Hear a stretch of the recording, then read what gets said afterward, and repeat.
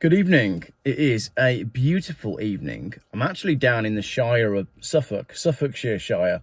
I wasn't really aware that this part of the country existed. My natural compass, as I said before in videos, kind of goes from Birmingham in a southwesterly direction, and everything on the east, because there's no surf there, and you have to go past London. I've just never been there. I've been down there today, not to get my tooth repaired, sadly. That'll hopefully be later in the week. But I've had my wife's BMW repaired by Gareth, the man with the golden spray gun.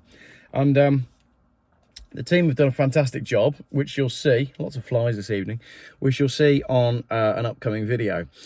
Couple of things I want to talk about today before I drive home. It's got 200 miles to cover tonight, which means I would have driven 400 miles today. And if you're interested, a 2014 BMW 116 diesel can achieve 69 miles to the gallon, £35 a year tax. So if you're looking for a sensible car, maybe a 116 diesel is for you. If you're not looking for a sensible car, then you need to buy a TVR Cigaris right now. Because I went in one of those today, and my gosh, was I blown away by just how cool those are. Have a look online. There's a lot less for sale than you think. TVR Cigaris, go and have a look. Let's talk about Sadiq Khan. I really hate filming with a tooth missing. I'm sorry.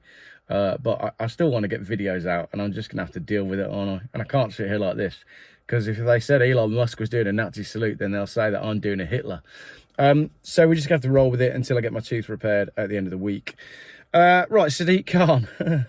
Oh, Sadiq Khan today has received a knighthood. He is now Sir Sadsack, and that tells you everything that you need to know about who's running the country and what they value. So Sadiq Khan has systematically destroyed London. Knife crime is rampant.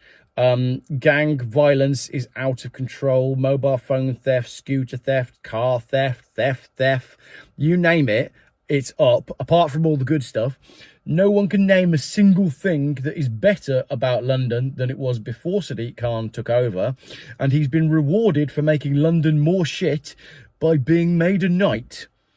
Does that not tell you everything that you need to know? A man that made London worse and more violent and poorer got rewarded for doing so.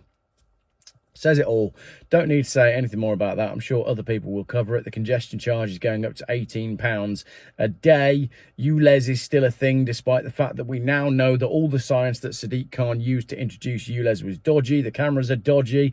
The staffing the cameras are dodgy. The vans supporting the cameras. Everything about ULEZ is dodgy, and it stinks to high heaven.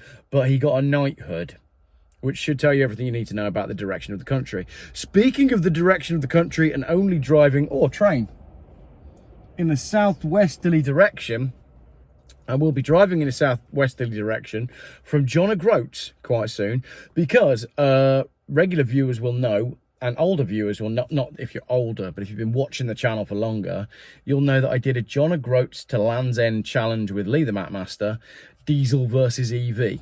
We're going to be doing it again. We're going to be doing a rematch. It's coming up, actually. I'm not going to tell you when, because then you'll all know the dates that we're on the road. I have chosen my car for the challenge. Lee will be doing it most likely in the Taycan. He thinks he can win this time because he's learned how to use his Porsche, and he's got this Porsche charging card. Now, he's confident that even if he can't win on time, he can win on cost, which does worry me a little bit. But then again, his charging is being subsidised by Porsche. So I put on my Facebook earlier, and I said, what do you think the rules should be if we do a rematch? And I just want to read you some of them, because some of them are really quite funny. So I said, Lee and I are doing a Jon Gros to Land's End diesel versus EV rematch. What should the rules be this time? If I switch it onto all comments mode, no, can't do that. Ian Arthur from Cherished Vehicle Insurance Services says, you could still beat him in a Defender. Yes, Ian, but I don't really want to drive for 8 hours in a Defender, and I know you don't either. Mel says Lee has to deliver 500,000 bottles of Gold Top on the way. Love it, milk float joke. Simon Munn says that I should do it blindfolded. Paul Truman, Lee should buy a £5,000 EV. He'd have to charge it every 100 miles. That would be quite amusing, actually. Gordon says give Lee a 4-hour head start. That might give him a chance. Keith says swap vehicles for 20 or 40 miles. Can be done on a coin. Flip heads 20, tails 40. A vehicle swap. That could be really fun, actually, because I could run his range down by driving really fast. Oh, no, because then I'd be ahead of him. That needs a little bit more thought, but yes. Jeff says, Jeff, you have to drive your diesel car in reverse and you'd still beat Lee. Andy, rules are you must get at least one speeding ticket each. Yeah, well, Andy, I know from my WhatsApp message the other day that is becoming a problem. Julie also says, trade cars, I want to see how red your face gets. Robert, no weighted, fasted there. No waiting, fastest there. It's the only way. Spoiler alert, that is what we're doing. We're not having a halfway stop this time.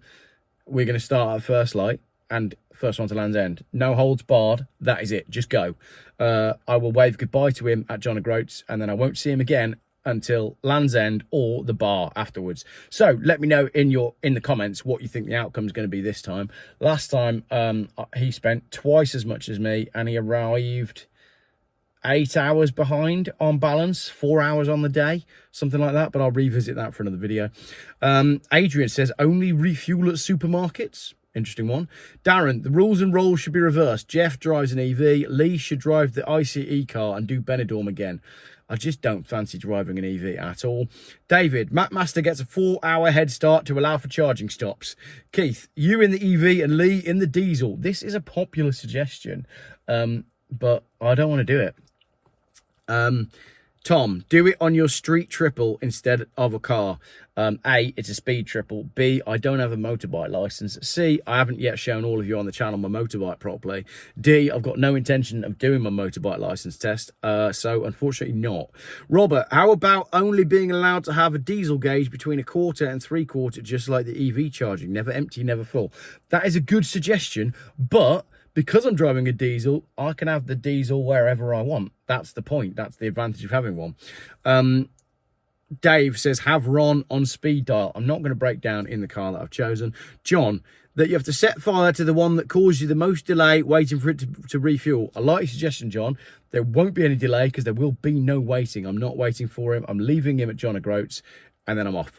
Carl, no more than 10 litres of petrol in the tank. Similar suggestion to what we had earlier. Wayne says, you set off 3 days later. Adrian, Lee has to do it in a Dacia Spring EV and you in a Peugeot 106 diesel.